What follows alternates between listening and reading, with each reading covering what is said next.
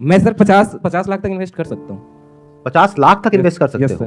Sir मेरे contact भी ऐसी जगह है कि जिसको मैं अपना आइडिया एक बार बता दूं तो वो आंख बंद के इन्वेस्ट कर सकते हैं मेरे पे। आज तक किसी ने किया है? हाँ सर, मेरे बहुत सारे दोस्त हैं जिसको एक बार कॉल करने के बाद जो बोलता हूँ हो जाता है। देखो मेरी एक बात याद रखना कि सामने वाला कितना कमा रहा है उससे ये मैटर नहीं करता है कि वो आपको कितना दे सकता है। आपको अगर इसको टेस्ट करना हो ना इसको, तो आज जा करके उनको बोलना कि भाई मेरे को ना 2 लाख रुपए की सख्त जरूरत है, और 20-30 जगह पे फोन करना और फिर बताना कितना पैसा इकट्ठा हुआ एक्चुअल में। एक है जो आपको लग रहा है, क्योंकि दारू पीने के बाद तो हर कोई बोलता है अरे भाई तू चिंता नहीं सर, अगर 2 लाख चाहिए तेरे लिए 2 लाख चाहिए तो हो जाएगा 2 लाख। नहीं 2 लाख एक इंसान से पड़ गया ना सोच में। और रही बात यूपीएससी वाले की, जो आपने बोला, बहुत सारे लड़के वेट कर रहे हैं यूपीएससी की, क्योंकि 2-2.5 लाख फीस सारे लोग एफोर्ड नहीं कर सकते। और हमारा वही रहता है, हम तो ज्यादातर हमारे स्टूडेंट देखेंगे तो किसी के रिक्शा वाला, सब्जी वाला, यही लोग, इनको तो 2.5 लाख रुपए इनके पास पूरी संपत्ति नहीं होती है, फीस कहां से भरेंगे वहां पे, उसके रहेंगे कहां से। तो ऑल ओवर इंडिया से, कश्मीर से कन्याकुमारी तक, गरीब से गरीब भी लड़का उसको पढ़ सकता है। यही कुछ 1000 रुपये मंथली, 12-14 हजार साल का पड़ेगा, खत्म हो जाएगा इतना में। और विश्वास मानिए, सफलता आनंद नहीं देती, सफलता आनंद नहीं देती। सफलता के लिए जो संघर्ष किया गया है वही संघर्ष आनंद में परिवर्तित होता है। आपको संघर्ष याद आता है। जो बच्चे हैं वो आपके इतने दीवाने क्यों हैं, इतने पागल क्यों हैं आपके पीछे? मतलब मेरे कमेंट सेक्शन में भरा पड़ा था खान सर कब आएंगे, खान सर कब आएंगे। मतलब ऐसा क्या जादू कर दिया आपने बच्चों के ऊपर? ये सवाल हम आपसे भी पूछते हैं, हमारे पे भी इतना कमेंट आया, इतना मेरे तो ऑफिस में लोग चले आए कि सर कब जा रहे हैं।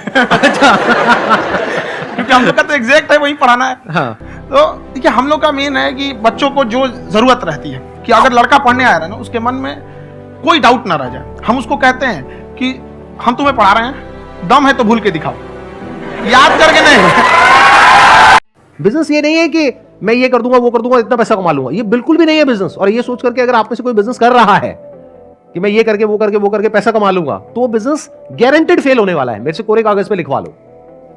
बिजनेस उन लोगों के लिए है जो पहले प्रॉब्लम को समझते हैं और प्रॉब्लम को इतना डीपली समझते हैं जितना और डीपली और कोई नहीं समझ पाया है। जैसे गाड़ी चलाना सीखना है, उसका सबसे पहला स्टेप क्या है? अगर घर में कोई नहीं है सिखाने वाला या सिखाने वाली, तो बाहर जा करके जो गाड़ी का ड्राइविंग स्कूल है उधर जा करके पैसे दे दो। अब फंस गए ना, तो फंसा दो अपने आप को। दिमाग ये लगाओ कि अपने आप को कैसे फंसाया जाए। जब हम फंस जाते हैं ना, तो फिर हमको वो काम करना ही पड़ता है। Then there is no looking back. जब तक आप सोच रहे हो तब तक सोच रहे हो, उसको बोलते हैं पैरालिसिस ऑफ एनालिसिस। आप सोचते चले जा रहे हो अपने माइंड में, मैं ये करूंगा वो करूंगा वो करूंगा वो करूंगा, और प्रोक्रेस्टिनेट हो रहा है, वो चीज टलती चली जा रही है। तो उसको छोटे से छोटे लेवल पे ब्रेक डाउन करके उसको कर दो। That is number 1। और जैसे ही करना शुरू करते हो, कोशिश करो कि उसको जब तक कि आप सही से नहीं कर लेते हो, उसको छोड़ना नहीं है, तो आपकी लेजीनेस भी खत्म हो जाएगी। इस पूरी जिंदगी में सफल होने के लिए शुरुआत करना सिर्फ जरूरी नहीं होता। जो लोग शुरुआत करते हैं वो सफल नहीं होते, जो चीजों का अंत करना जानते हैं वो सफल होते हैं। जब हम लाइफ में कोई डिसीजन लेते हैं कि हमें ये पर्टिकुलर चीज़ करनी है, और क्योंकि हम डिसीजन लेते हैं तो हमारी आदत है कि पहले हम 4 लोगों से पूछते हैं कि तू बता तेरी क्या राय है, तू बता तेरी क्या राय है।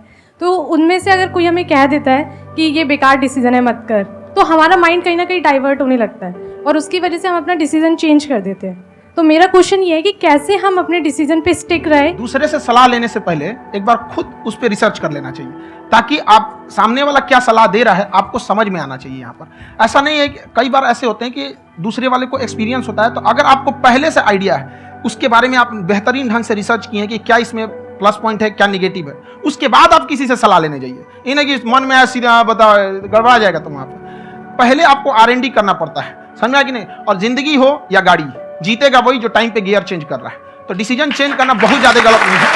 कि आप फ्री की सफलता चाहते हैं। दिक्कत यह है कि इस टेक्नोलॉजी की दुनिया में इंसान आराम से सफल होना चाहता है। और एक बात हमेशा याद रखिएगा, अगर आप कोई भी चीज आराम से प्राप्त करना चाहते हैं, यानी आप प्राप्त करना ही नहीं चाहते हैं। राइट? जिंदगी हो या गाड़ी, जीतेगा वही जो टाइम पे गियर चेंज कर रहा है। तो डिसीजन चेंज करना बहुत ज्यादा गलत नहीं है। नौकरी करने वाले 8 घंटे से पहले ही 7वें घंटे में ही घड़ी देखने लगते हैं। धंधा करने वाला रात 2 बजे धंधा करता है, वो पूरी ऊर्जा के साथ वो काम कर रहा है। रात 3 बजे वो अपने कंपनी में काम कर रहा है। अगर मोहब्बत होगी तो मेहनत थकाएगी नहीं, और अगर मोहब्बत नहीं है तो मेहनत तुम्हें कभी बड़ा बनाएगी भी नहीं। राइट? ये हमेशा याद रखना। हुई है कंट्रोवर्सी बहुत बार। एक्चुअली बचपन से हमको फौज में जाना था, और फौज वालों के लिए ये सब मायने नहीं रखता। उसको करना है मतलब करना है, तुम सामने कुछ भी रहो, डजंट मैटर। आपकी एज कितनी है? 19।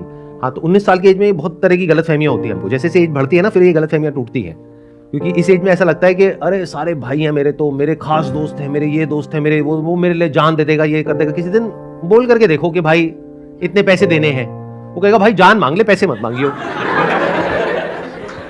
और सच बता रहा हूं, अगर आपको अपनी दोस्ती खराब करनी हो तो उससे पैसे मांग लो। मतलब अगर एक्चुअल में आपके अच्छे दोस्त हैं और आप पैसे ले रहे हो तो आप बहुत बड़ी गलती कर रहे हो। ये धीरे धीरे जैसे जैसे आपकी एज बढ़ेगी ना, तब समझ आएंगी ये बातें, अभी नहीं समझ आएंगी। देखिए, जब हम गुलाम थे ना, तो अंग्रेजों ने एक चाल चला था कि भारत को हम फिजिकली गुलाम रखेंगे 100-200 साल, मेंटली 1000 साल कर देंगे। उन्होंने पढ़ाई का मॉडल चेंज कर दिया।